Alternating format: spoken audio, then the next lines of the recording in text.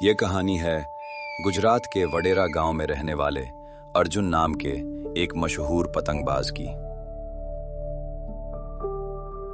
अर्जुन कोई साधारण पतंग उड़ाने वाला लड़का नहीं था। वो ऐसा उस्ताद था जिसे आज तक पतंगबाजी में कोई हरा नहीं पाया था। जैसे ही मकर संक्रांति नजदीक आती, पूरा वडेरा गांव उसे देखने को बेताब हो जाता। दूर दूर से लोग उसकी पतंगबाजी देखने आते, लेकिन उसके घर का माहौल बिल्कुल अलग था। अर्जुन पढ़ाई में बेहद कमजोर था। किसी तरह पासिंग मार्क्स से आगे बढ़ता चला जा रहा था।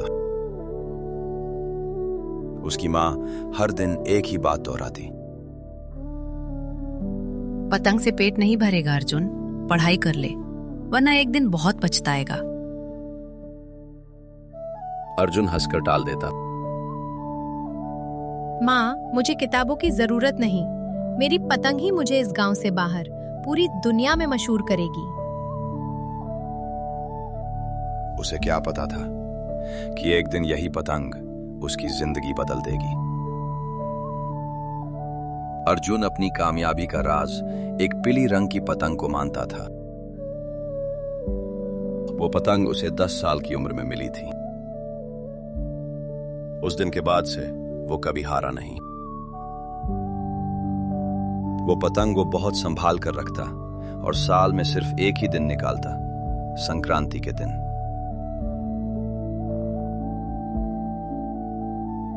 इस बार भी वही हुआ। सुबह से बिना खाए पिए अर्जुन छत पर डटा रहा। एक एक करके उसने सबकी पतंग काट दी। शाम ढलने लगी। आसमान में बस एक ही पतंग लहरा रही थी, अर्जुन की पीली पतंग। जैसे ही सूरज डूबने लगा,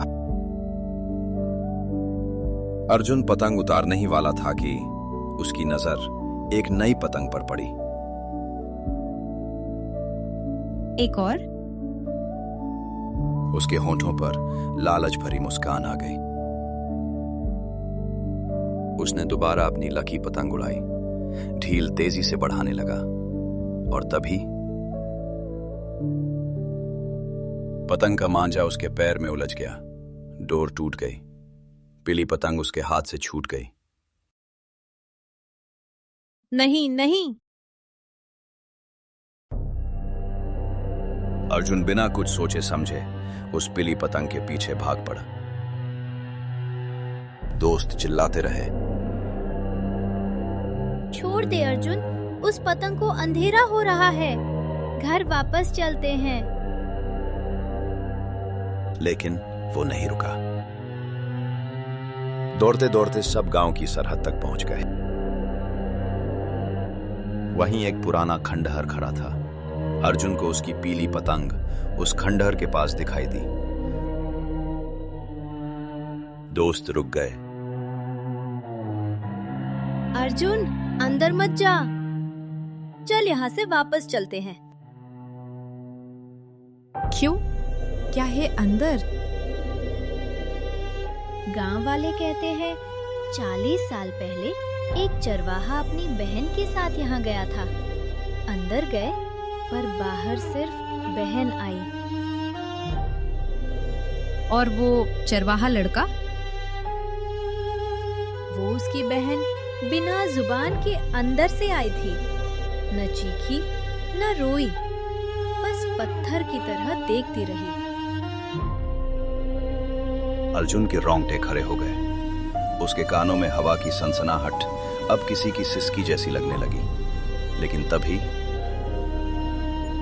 अर्जुन को उसकी पीली पतंग याद आई, जो उसने खंडर के पास देखी थी। उसकी आंखों में चमक आ गई। डर जैसे एक पल में पीछे छूट गया, और बिना पीछे देखे वो खंडर की ओर बढ़ने लगा। जैसे ही वो खंडर में पहुंचा, उसने देखा कि बहुत सारी पतंग वहां पड़ी हुई थी। इतने सारे पतंग, सभी मैं घर ले जाऊंगा। जैसे ही वो पतंग के पास जाने लगा,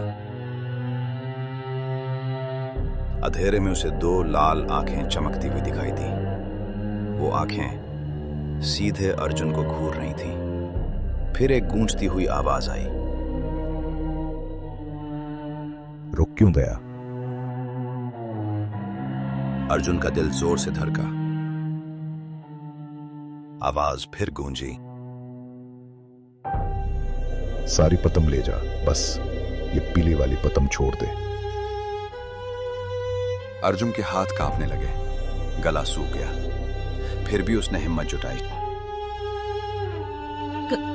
क्यों? कौन हो तुम? अंधेरे से एक आकृति निकली। वो वेताल था। सूखी खाल, धसी आंखें और होठों पर टेढ़ी मुस्कान। उसकी हंसी ऐसी थी जैसे सूखी हड्डियां आपस में रगड़ खा रही हों। ये तुम्हारी किस्मत की पतंग है। सोचा आज किस्मत हम भी आजमा ले। कुछ भी ले लो, बस मुझे मेरी पतंग लौटा दो। वेताल मुस्कुराया। वेताल को अर्जुन के बारे में सब कुछ पता था। उसे मालूम था कि अर्जुन की 10वीं की परीक्षा अब आने वाली है और ये भी कि वो पढ़ाई में बहुत कमजोर है। मैं तुमसे 3 सवाल पूछूंगा, एक भी सही जवाब दिया तो जिंदा लौट जाओगे। पहला सवाल, भारत के राष्ट्रपिता कौन कहलाते हैं? अर्जुन ने फटाक से उसका जवाब दे दिया। जवाहरलाल नेहरू। गलत जवाब। दूसरा सवाल, भारत को आजादी किस वर्ष मिली? अर्जुन डर गया। उसने डर कर जवाब दिया। 1950 वर्ष मिली। गलत जवाब। हर गलत जवाब के साथ वेताल और करीब आता गया। अंत में आखिरी सवाल, अगर हवा ही न हो तो अंडा और तरबूज कौन पहले गिरेगा? अर्जुन ने कांपते हुए जवाब दिया। दोनों साथ में। वेताल की हंसी थम गई। अचानक अर्जुन की आंख खुली। सुबह थी, संक्रांति का दिन।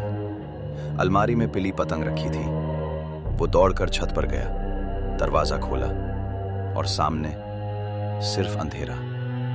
ना आसमान, ना गांव, ना दुनिया। पीछे से वही आवाज आई। अब उड़ाते रहो अनंत काल तक।